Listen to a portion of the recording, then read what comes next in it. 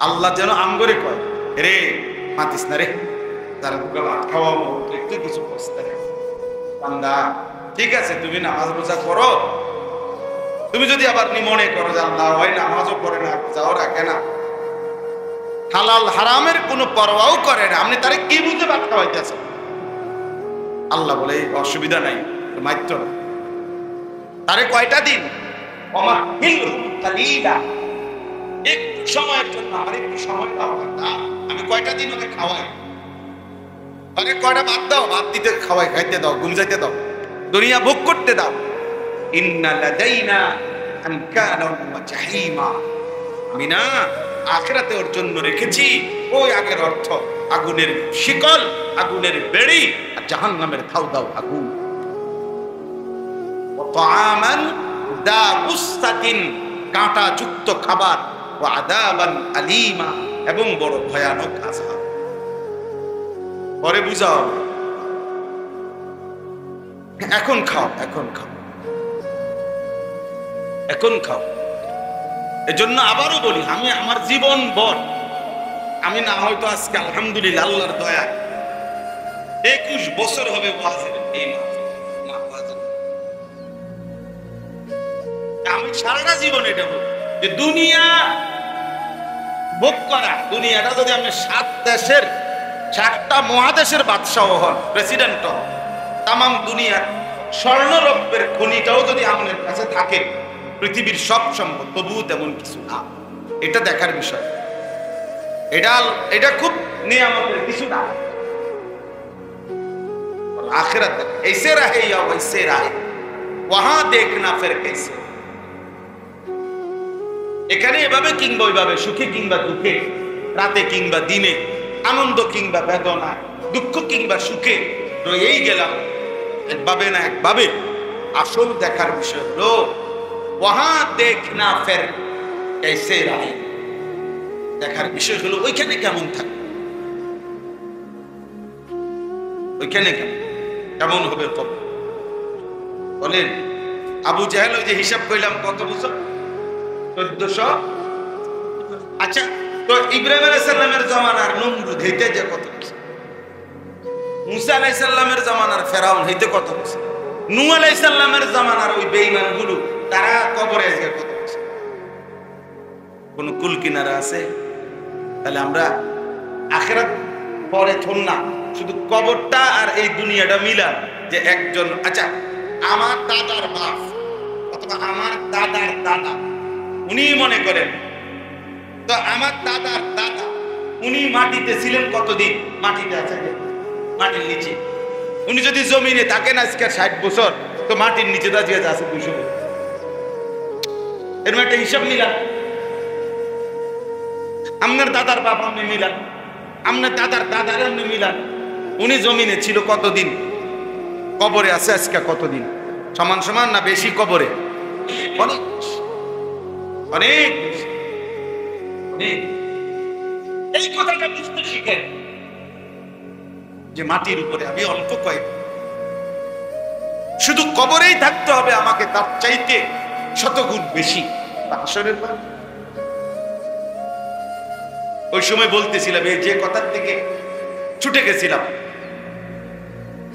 ওলামায়ে কেরাম মুহাদ্দিসিনে কেরাম বলে 2 ফুঁর মাঝখানে, অর্থাৎ প্রথম ফুঁ দিলে সব মাটির নিচে যাবে, দ্বিতীয় ফুঁ দিলে হাসরের ময়দানে উঠবে। তাহলে এই শেষ যারা মারা যাবে, শেষ যেই মানুষগুলো ফুঁ দিলে ইসরাফিল, তো মুহাদ্দিসিনে কেরাম বলে পরবর্তী ফুঁর আগে শুধু কবরেও হতে পারে, কোন কোন বর্ণনা হলো 40,000 বছর কবরেই থাকতে হবে।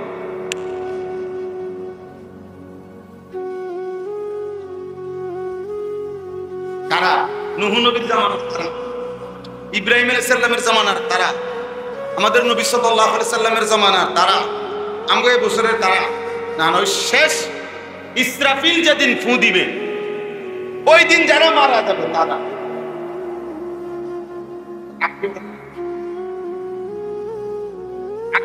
কতদিন ধরে কবরে আছে, এটা লোক যোগ হবে না। আল্লাহ আমাদেরকে বুঝতে, এই জন্য দোস্ত এই আয়াতের বক্তব্য এটাই আল্লাহ বলছে মুমিন মুসলমান তোমার বন্ধু কে, তোমার আপন কে, তোমার জীবন, তোমার সাজগোজ, তোমার চলাফেরা, তোমার ভালোবাসা, তোমার প্রস্তুতি, তোমার আন্তরিকতা, তোমার অনুসরণ, তোমার অনুকরণ, তোমার প্রিয়জন, তোমার কলিজায় যার অবস্থান, সে কে? ইন্নামা ওয়ালিয়ুকুম, আল্লাহ বলেন হে ঈমানদারগণ নিশ্চয়ই তোমাদের বন্ধু এক নম্বরে কে? আল্লাহ। মুমিনের প্রথম বন্ধু কে? আবার বলেন, আবার বলেন, মুমিনের প্রথম বন্ধু আল্লাহ। ইন্নামা ওয়ালিয়ুকুমুল্লাহ ওয়াল্লাযীনা আমানু আশাদ্দু হুব্বান লিল্লাহ। আল্লাহ বলে যারা মুমিন তাদের সবচাইতে বেশি ভালোবাসা আল্লাহর জন্য। আল্লাহ বলেন কুল ইন কানা আবাউকুম ওয়া ইখওয়ানুকুম ওয়া আজওয়াজুকুম ওয়া আশীরাতুকুম ওয়া আমওয়ালুন ইখতারাফতুমুহা ওয়া তিজারাতুন তাখশাউনা কাসাদাহা ওয়া মাসাকিনু তারদাউনাহা, তোমাদের পিতা, তোমাদের স্ত্রী, তোমাদের সন্তান, তোমাদের ভাই বোন, তোমাদের আত্মীয় স্বজন, তোমাদের জমানো সম্পদ, তোমাদের ব্যবসার মালামাল, তোমাদের ঘর, তোমাদের আসবাবপত্র, সবকিছুর চাইতে আহাব্বা ইলাইকুম মিনাল্লাহ ওয়া রাসূলি, আল্লাহ বলছে যদি আল্লাহ সবচেয়ে প্রিয় না হয়, রাসূল প্রিয় না হয়, আল্লাহর রাস্তায় জীবন দেওয়া এটা যদি প্রিয় না হয়, ফাতারাব্বাসু, তাহলে অপেক্ষা করো, হাত্তা ইয়াতি আল্লাহ বিআমরি, অল্প সময় তোমাদের উপরে আল্লাহর আযাব আসবে। যেন আল্লাহ বলছে একের ভাইয়া ভাইয়া বলছে সূরা তাওবা, তোমার মা, তোমার ব্যবসা, তোমার ঘর, তোমার স্ত্রী, তোমার সন্তান, তোমার বাবা, তোমার আত্মীয় স্বজন, সবকিছুর চাইতে মুমিনের প্রথম সবচেয়ে বেশি প্রিয় হবে কে? ওয়া রাসূলুহু, দুই নাম্বার। আল্লাহ বলেন হে ঈমানদার তোমাদের দ্বিতীয় ভালোবাসা ওয়া রাসূলুহু, আল্লাহ রাসূলের জন্য। কার জন্য? রাসূলুল্লাহ সাল্লাল্লাহু আলাইহি ওয়াসাল্লাম, তার জন্য আমাদের দ্বিতীয়, এক নাম্বার ভালোবাসা আল্লাহর জন্য, দ্বিতীয় ভালোবাসা রাসূলুল্লাহ সাল্লাল্লাহু আলাইহি ওয়াসাল্লাম, তৃতীয় ভালোবাসা ওয়াল্লাযীনা আমানুল্লাযীনা ইউকিমুনাস সালাহ, ওই সমস্ত ঈমানদার যারা 5 ওয়াক্ত নামাজ আদায় করে। খোদার কসম, এটা কোরআনের আয়াত। আল্লাহ বলছে বেনামাজি, বেহায়া, এই অপদার্থ মুসলিম পরিচয় দেওয়ার পরেও বেনামাজি কোন মুমিনের বন্ধু হইতে পারে না। কাফের তো দূর,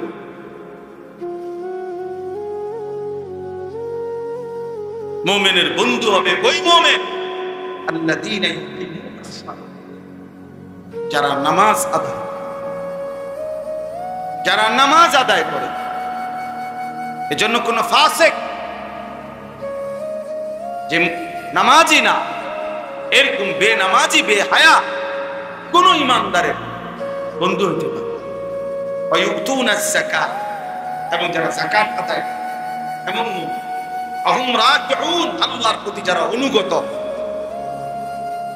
এজন্য আল্লাহর নবী সাল্লাল্লাহু আলাইহি ওয়াসাল্লাম বলেন লা তুসাহিব ইল্লা মুমিনা, মুমিন ছাড়া কাউকে বন্ধু বানাবে না।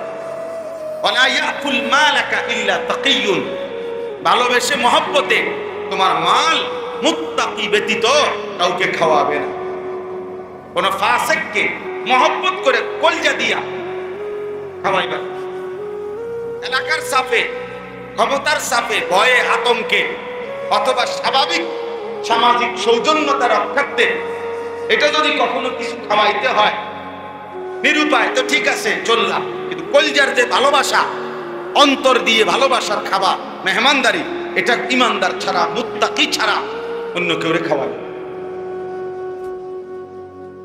আল্লাহ রাসূল সাল্লাল্লাহু আলাইহি ওয়াসাল্লাম এই জন্য মানুষের যত বিরোধিতাই করুক, আলেম ওলামাকে মানুষ কলজা দিয়ে খাওয়ায়। হ্যাঁ, কতজন কত টিটকারি মারে না, হুজুর আপনার আর কি কাম? একটা দাওয়াত খাও, হ্যাঁ? আর জিগা হুজুর আজকে কয়টা দাওয়াত? ওটার গাও চলে অপদার্থ। তুই হাইটা বল যে দেশবাসী, এলাকাবাসী, আপনারা ওনাদের চাইতে, ইমাম সাহেবের চাইতে উপযুক্ত আমি। আপনারা ইমাম সাহেবকে না খাওয়াইয়া আমারে খাওয়ান। তুমি কইলে তোমারে খাওয়াইলে আমার অসুবিধা কি? তুমি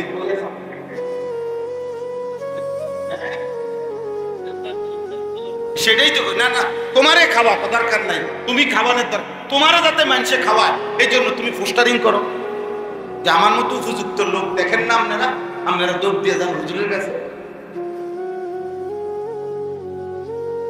বলেন আইটা দাওয়াত, আইটা দাওয়াত না শুয়ে শুয়ে দি দাওয়াত। আপনার বাড়িতে না গেলে বেটা যা না হাঁটলে আপনার বাড়ি যাবে কেমন? কত মানুষ তো আম করে বলে যে হুজুর শুধু পাও দিয়ে আইবেন, বাড়ির উড়ানটার মধ্যে কত শুধু পাউডার একটা আইবেন। আপনি কুদুর এই পাও দিলে আমার কুদুর বড়টা পানিতে ঢুকলে খাইবেন। আমি না গেলে কেমনি কি করে? তার ভালোবাসা আমি কেমনে রাখলাম? আল্লাহর বান্দার দিলের আরজু আমি কেমনে পূরণ করা? বলেন। এজন্য আল্লাহ তাআলা বলেন, এই কথাই আজকে বুঝাই মুমিনের ভালোবাসা কার প্রতি? 2 নাম্বার রাসূলুল্লাহ, 3 নাম্বার নামাজি ইমানদার মুমিন, মুত্তাকি মুমিন, মুত্তাক। ওমান ইয়াতাওয়াল্লাল্লাহ।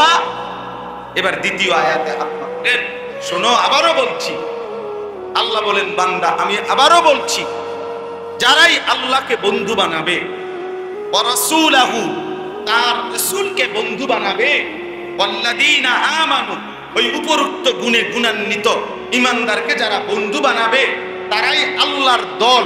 আর এমন আল্লাহর দল, ফাইন্না হিজবাল্লাহি হুমুল গালিবুন, এই দলে আল্লাহর এই দলই বিজয়ী হবে, তারাই বিজয়ী। এর সাফ কোরআন শরীফ না। এজন্য আজকে যুবক ভাই তোমাদেরকেও বলি, বয়স্ক বাবা আপনাদেরকেও কলিজার ভালোবাসা মুসলমান হিসাবে আল্লাহ রাসূলুল্লাহ সাল্লাল্লাহু আলাইহি ওয়াসাল্লামের প্রতি তো নামাজি মুমিন ঈমানদারদের এজন্য মহব্বত, ভালোবাসা, বিশেষ করে ছেলেরা, এই যে কয়জন ছেলে আছে প্রিয় ভাই মনে রেখে আমার এই একটা কথা বলে তোমাগুলো আলাদা বলছি, বিশ্বাস করো ভাই, গুনাহের কোনো আকর্ষণ এটাকে ইসলামের দৃষ্টিতে মহব্বত বলা যায় না, ভালোবাসা বলা যায়। তোমার জন্য অনুমতি নাই এমন নারী, এমন মহিলা, এমন ছবি, এর প্রতি তুমি বলতেছ আমি তাকে ভালোবাসি, অথবা সে আমাকে ভালোবাসে, অথবা আমাদের মধ্যে ভালোবাসার সম্পর্ক বিবাহ বহির্ভূত। খোদার কসম এটাকে ভালোবাসা বলা, মহব্বত বলা শরঈ ইসলামী কোরআন সুন্নাহ মতে না, এই শব্দ ব্যবহার করার অধিকার। মনে করেন আমি আরো বাংলায় মনে করেন যেটা এটা নামাজ বলা হবে, যেটা নামাজ ছেলে মেয়ে নারী পুরুষের অবৈধ যত সম্পর্ক, হারাম যত সম্পর্ক ইসলাম অনুমোদিত নয়, স্বামী স্ত্রীর সম্পর্ক না, এটা ব্যতীত যে করণের সম্পর্ক, যেই করণের টান আকর্ষণ, এইটাকে আল্লাহর কসম ভালোবাসা বলা, মহব্বত বলা অনুমোদিত। মহব্বত এই শব্দটি শরীয়তে যেটা অনুমোদিত ওই ক্ষেত্রেই ব্যবহার। তাহলে ওইটা কি? ওইটা জেনা, ওইটা জেনা, জেনা ওইটা কি? এজন্য ভিন নারীকে দেখা এটাও জেনা, ভিন নারীকে ছুঁয়ে দেওয়া এটাও জেনা, ভিন নারীর কথা কল্পনা করা এটাও জেনা, ভিন নারীর কথা শোনা কানে এটাও জেনা, লজ্জাস্থান দ্বারা ভিন নারীর সাথে অপকর্ম করা এটাও জেনা। লজ্জাস্থান দ্বারা করলে লজ্জাস্থানের জেনা, হাত দ্বারা ছুঁয়ে দিলে হাতের জেনা, চোখ দিয়ে দেখলে চোখের জেনা, কান দিয়ে শুনলে কানের জেনা, দিল দিয়ে ভাবলে দিলের জেনা। নবীজি বলছেন কিনা কথা বলেন? হাদিস কিনা, জিনাল আইন, জিনাল উযন, জিনাল রিজিল, জিনাল নফস, জিনাল ফারজ। নবীজি সবগুলো কি বলতেছে? হাতের জিনা, কানের জিনা, গায়ের জিনা, চোখের জিনা, দিলের জিনা, লজ্জা। তো নবীজি কি আলাদা বলছে? সবগুলোকে কি বলছে? আপনি এগুলোর মহব্বত বলবেন কেন? ভালোবাসা বলবেন কেন? ভালোবাসা বলবেন কিভাবে? আর ইসলামী শরীয়তে সবচেয়ে কঠিন শাস্তি, সবচেয়ে ভয়ানক শাস্তি কোন গুনাহে? জিনা। জিনা ব্যভিচার। যদি বিবাহিত পুরুষ নারী হয়, প্রকাশ্যে জনসম্মুখে পাথর মেরে হত্যা করা। আপনি না মানলে সেটা ভিন্ন কথা, কোন রাষ্ট্রে কেউ প্রয়োগ করতে দিচ্ছে না, সেটা ভিন্ন কথা। কিন্তু ইসলামের বিধান, কোরআনের বিধান, রাসূলের বিধান। আর অবিবাহিত ছেলে মেয়ে জিনা করলে, অর্থাৎ লজ্জাস্থানের এই জিনা করলে, চূড়ান্ত জিনায় রূপান্তরিত করলে 100 দোররা চাবুক না, প্রকাশ্যে সবার সামনে। আল্লাহ তাআলা কোরআন বলছে, এত ভয়ানক শাস্তি অন্য কোন পাবে না। হাদিসের মধ্যে আছে আল্লাহ তাআলা সবচেয়ে বেশি কুরবা কখন? আল্লাহর নবী সাল্লাল্লাহু আলাইহি ওয়াসাল্লাম বলেন, কোন বান্দা বা বান্দি, আল্লাহর কোন বান্দা বান্দি যখন জিনা, তখন আল্লাহ সবচেয়ে বেশি প্রেস্টিজে, আল্লাহ তাআলার আত্মসম্মানে আঘাত। এই জন্য আল্লাহ যেন বলে, বন্ধু পরে ধরে, পরে দইরা পাথর মাইরা মাইরা ফেলেন এই নাফরমান। আমার জমিনে কেমনে এত বড় তোরা? এই জন্য এই শেষ কথা, মহব্বত, ভালোবাসা শুধুই শরীয়ত কর্তৃক অনুমোদিত যেখানে হচ্ছে, অন্যখানে সেটা কি হয় না? বলেন না, কি হয় না? মায়ের প্রতি ভালোবাসা, বাবার প্রতি ভালোবাসা, স্ত্রীর প্রতি ভালোবাসা, সন্তানের প্রতি ভালোবাসা, ভাই বোনের প্রতি ভালোবাসা, আল্লাহ তাআলার প্রতি ভালোবাসা, রাসূলুল্লাহ সাল্লাল্লাহু আলাইহি ওয়াসাল্লামের প্রতি ভালোবাসা, সাহাবায়ে কেরামের প্রতি ভালোবাসা, মুত্তাকি মুমিনদের প্রতি ভালোবাসা, আউলিয়ায়ে কেরামের প্রতি ভালোবাসা। এই ভালোবাসা এগুলো না। আর অনুমতি নাই ভিন নারীর প্রতি, সেটা কি নয়? কথা বলেন, ভালোবাসা না, এটা জিনা। মোবাইলে দেখলো জিনা, বাস্তবে দেখলো জিনা, এটা ব্যভিচার, এ নিকৃষ্ট, এ নিকৃষ্ট। আল্লাহ তাআলা কোরআনে বলছেন, ইন্নাল্লাযীনা ইউহিব্বুনা আন তাশিআল ফাহিশাতু ফিল্লাযীনা আমানু লাহুম আযাবুন আলীমুন ফিদ দুনিয়া ওয়াল আখিরাহ। ঈমানদারদের সমাজে, মুসলমানদের জনবসতিতে যারা অশ্লীলতা ছড়িয়ে দেয়, এই অশ্লীলতা মানে জিনা এবং তার সাথে সম্পৃক্ত অন্যান্য বিষয়াদি, নারী পুরুষের অবাধ মেলামেশা, বেহায়াপনা, বেপরদিগি, এটা যারা ছড়িয়ে দেয়, যারা পছন্দ করে, খোদার কসম আল্লাহ বলছে, আমি তাদের জন্য দুনিয়াতেও কঠিন আযাব রেখেছি, আখিরাতেও কঠিন আযাব। লাহুম আযাবুন আলীমুন ফিদ দুনিয়া ওয়াল আখিরাহ, কোরআনের আয়াত। আল্লাহু ইয়ালামু ওয়া আনতুম লা তা'লামুন। আরে কোন ভাবে আযাব দেব আমি জানি, তোমরা জানো। সব আযাব শুধু থাপ্পড় না, থাপ্পড় না। হ্যাঁ, 12 বছর প্রেম করার পরে বিয়ের 3 মাসের মাথা যখন টের পাবে 2 নম্বর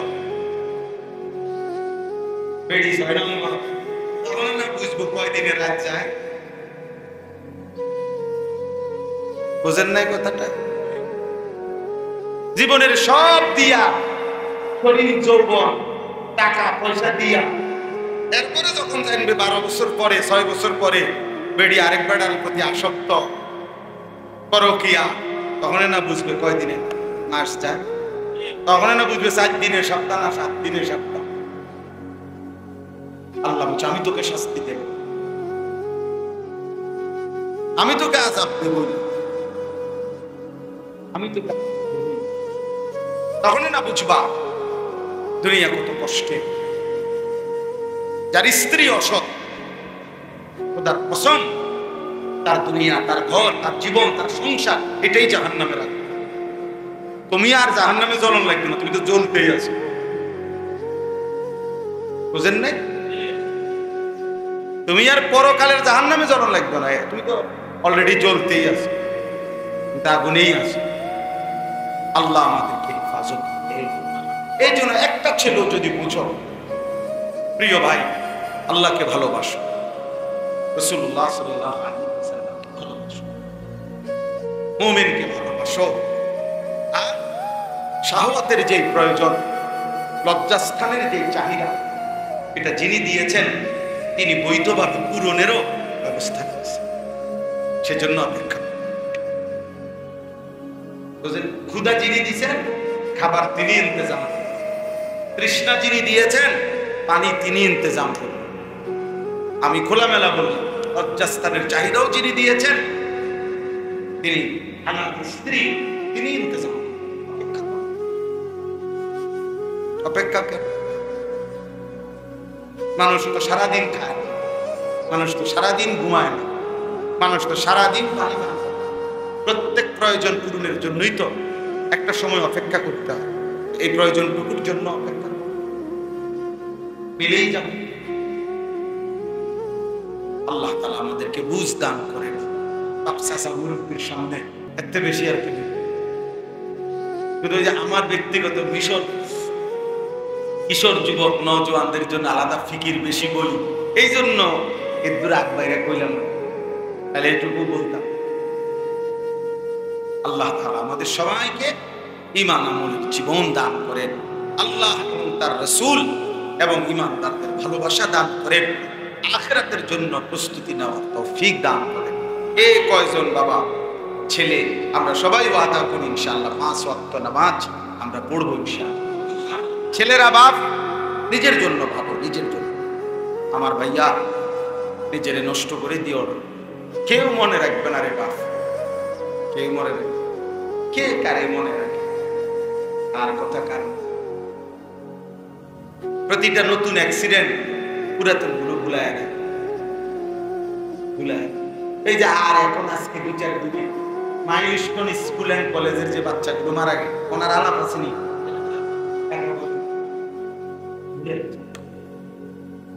স্বার্থপর দুনিয়া ভুলে যাবে, ভুলে যাবে। কেউ কারোর মনে রাখে আপন বাবা মানুষ বলে 2-3 বছর তো মেহমানদের মানুষ খাওয়াইছে, আলেম ওলামারে দাওয়াত দিছে, 4-5 বছর পরে জিগেলে আসলে মন্ডায় চায়ও খুব বেশি ঝামেলা আছে, জানা এসরা তাই ঝামেলা মাই ওকে দিয়ে দিছে যে 3 মাস হয় বাজারে কত দোকানে রেকর্ড ধরছি, বেশি টানা এসরা আছে। দোয়া করে আল্লাহ যাতে আপনারে জান্নাত দিছে। আমরা এটি বুঝি না, এর নাম দুনিয়া। এর নাম কি? দুনিয়া। সময় নেই, সময় সময় না, কেউ মনে রাখবে না আমার ঈমান, আমার সিজদা, আমার আখিরাত, আমার নামাজ, আমার পুঁজি, এটাই আমার পুঁজি, আমার হালাল, আমার পুঁজি। কেন আমি সুদ খাবো? জিফুতেলে কেন? আমি কি বাধ্য? কেন আমি কিস্তি নিলাম? জিফুত বউ বাচ্চালে কেন?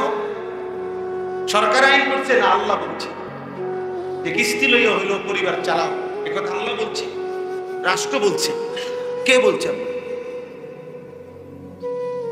আপনি হারাম নিলেন, সুদে টাকা দিয়া খুদ বিদেশ পাঠাইতে বল, এটা কে আইন করছে? এটা কোথায় সিদ্ধান্ত? যে জাতিসংঘে আল্লাহ বলছে এটা, মেম্বার চেয়ারম্যান করছে এটা, কে বলছে? হ্যাঁ, তাইলে নিজে নিজে না, শয়তানে বলছে না। লুভি বাপ,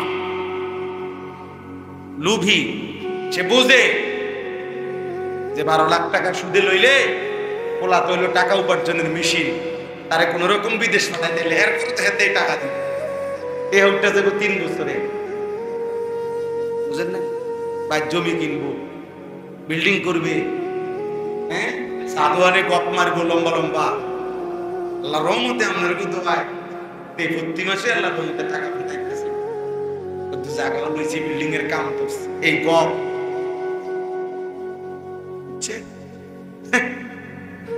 ওই দিন এক বাচ্চা, মজার কথা শুনেন, এক বাচ্চা আর বাপকে বলি, মানে বাচ্চারা হেফখানায় দিছে, বাচ্চা পড়তে চায় না। বাচ্চা এমন দুষ্ট বাচ্চা, কয় তার আব্বা মা তোমরা উল্টো পাল্টা চলবা, আমাকে দিয়ে ভেস্তে যাবা না, বুঝছো না? এই বুদ্ধি করছো তোমরা, না আমাকে দিয়ে তোমরা ভেস্তে যাই, সালাকি পাইছো মানে মানে আল্লাহ আমাদেরকে মাফ করে দেন। তার মানে নিজের ঘর পরিবার, স্ত্রী সন্তান, আমরা বলি না তাদের প্রয়োজন পূরণ করবেন না, না এটা তো অবশ্যই, কিন্তু হালাল ভাবে বৈধ যেটুকু পারি আমি এটুকু, বাকিটা অপর। কথা বোঝেন না?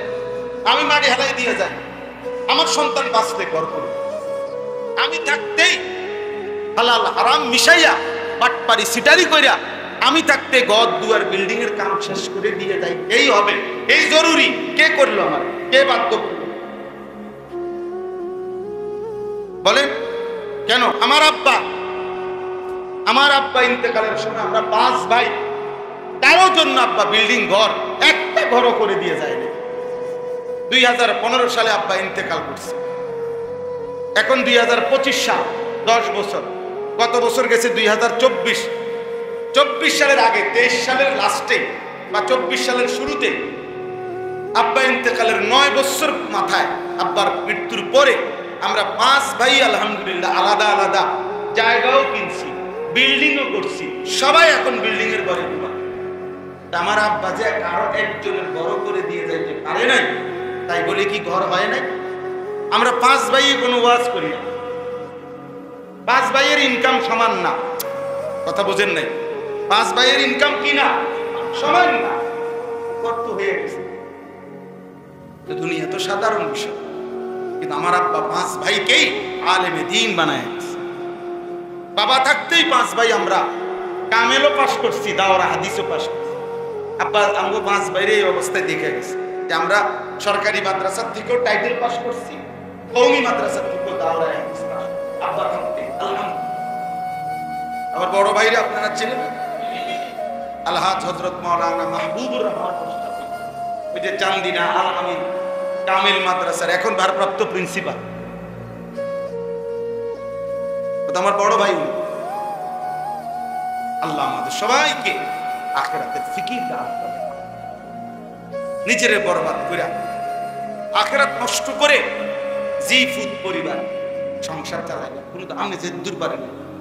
ওরা রাগ করলে রাগ করে, ওরা রাগ করলে ওদের প্রয়োজন পূরণ না হলে না হোক। আপনি মাথার ঘাম পায়ে ফেলবেন আর হেঁটে সারা রাত মোবাইলে উলঙ্গ ছবি দেখবো, হ্যাঁ এটা কামাই মিয়া। আপনার ঘাম বাইয়া বাইয়া পড়ে একটা টাকার জন্য, আর জানুয়ারে 1 ওয়াক্ত ফজর নামাজ পড়ে না, এরকম হাইওয়ানের জন্য রোজগার করেন মিয়া। ওরে বললোকে আগে বুঝাপড়া করেন, বেটা কার জন্য কামাই, বেটা তুই কিসের, তুই একটা সেজদাই দাস না, তুই আমার আল্লাহর দুশ্মন, তো তুই আমার বুঝি বন্ধু? বুঝেন নাই কথা?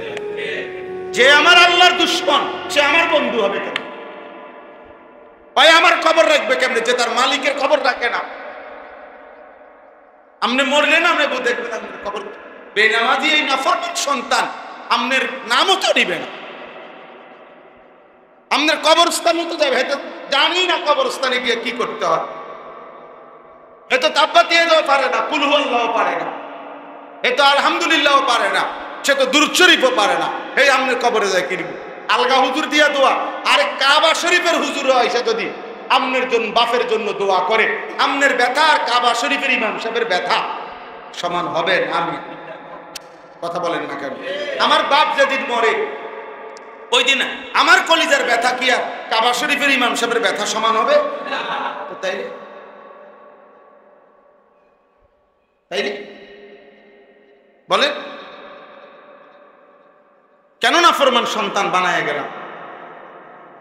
কেন নাফরমান সন্তানের জন্য সুদে ঘুষে কিস্তিতে মিথ্যা ধোঁকাবাজি করে নিজের আখিরাত? একে তো দেখে গেলাম ভাই একটা নামাজ পড়ে না, একটা ওয়াক্ত নামাজ পড়ে না, আমি তো চোখে দেখা এটা, আমি তার লাগে রোজগার করে আমার আখিরাত বর্জন করব কেন? আখিরাত শেষ করলাম কি লাগে? যা বেটা ঠিক আছে, তুই আলাদা হ, তুই তোর মতো যা, তুই যেহেতু আল্লাহ চেনো না, রাসূল চেনো না, নামাজ পড়লি বেরো বেটা। আমি পাইলে আমার রিজিক থাকলে আমি খামু, না খাইলে নাই। না হুজুর অহন তো বুঝি তো, অহন যদি পোলা পান্ডে কি করি উল্টা পাল্টা কই, বুড়া বয়সে না খাইয়া মরণ লাগবে না। বুড়া বয়সে যারা 3 বেলা খায় তারা আর মরে না। না এরকম কোনো লোকের মৃত্যু তো হয় না, না না অসম্ভব, হয় না, হয় এমন লোক তো মরে না। তো তাই খেতে মরে কেন? ওই বেটা মরে কেন?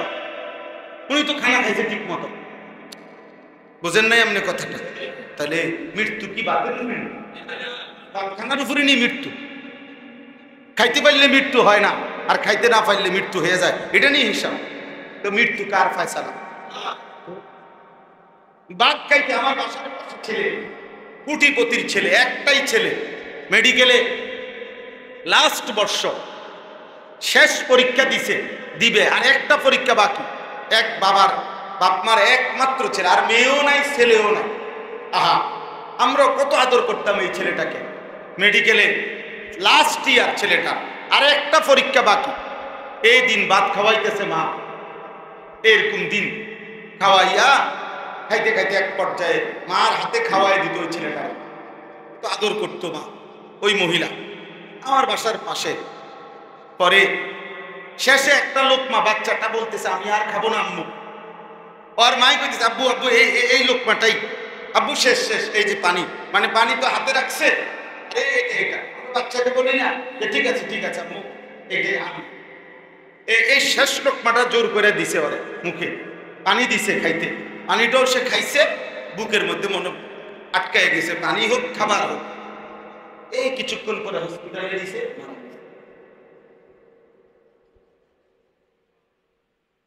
কি আমি তো দেখছি, আমি তো দেখছি কত আদর করতাম ওরে আমরা। ওই মা পাগল হয়ে গেছে মনে হয়, ওই বাবা পাগল হয়ে গেছে। উনিও পরে এই 4 তলা বিল্ডিং, এটা পুরো বিল্ডিং সহ বিক্রি করে এই এলাকার থেকে মানে মনের কষ্টে চলে গেছে। ওই যে গেছে আর ওই তারি না, কুমিল্লা শহরে। আল্লাহ আমাদেরকে হেফাজত করে, বুঝতে শিখে। আমার অস্থিরতা হলো এই কথাটা বুঝানো যে বাপ, আপনারা যারা উপার্জন করেন আপনারা আপনাদের আখিরাত নষ্ট করেন। সুদে টাকা নিয়েন, কিস্তিতে টাকা নিয়েন, অভাব থাকুক, অভাব থাকবে। এই পৃথিবীর সবচেয়ে ধনী ব্যক্তির কোনো অভাব আছে কিনা? তো আপনার অভাব আছে। আপনি হারাম খাইেন, আখিরাত বরবাদ। বিড়ি সিগারেট খাইেন, চা দোকানে আড্ডা দিয়েন, নাচ গান টেলিভিশন দেখেন, ঘরের ওই টেলিভিশন চালাইতে দিয়েন। আপনি বলেন পরিষ্কার গুনাহ, হারাম। নাচ গান নাটক সিনেমা হারাম বলেন, ভেঙে ফেলেন ওই টেলিভিশন, কোটি টাকার ক্ষতি হবে। এত বড় গুনার উপরে বিবি বাচ্চারে রাইখা যায়, নিজেও বরবাদ হবেন, তারাও বরবাদ হবে। ভেঙে ফেলেন ওই টেলিভিশন, সরাই ফেলেন। ছেলেকে বলেন, মেয়েকে বলেন, স্ত্রীকে বলেন, শেষ এটা বলবেন, এই শেষ কথা আমার।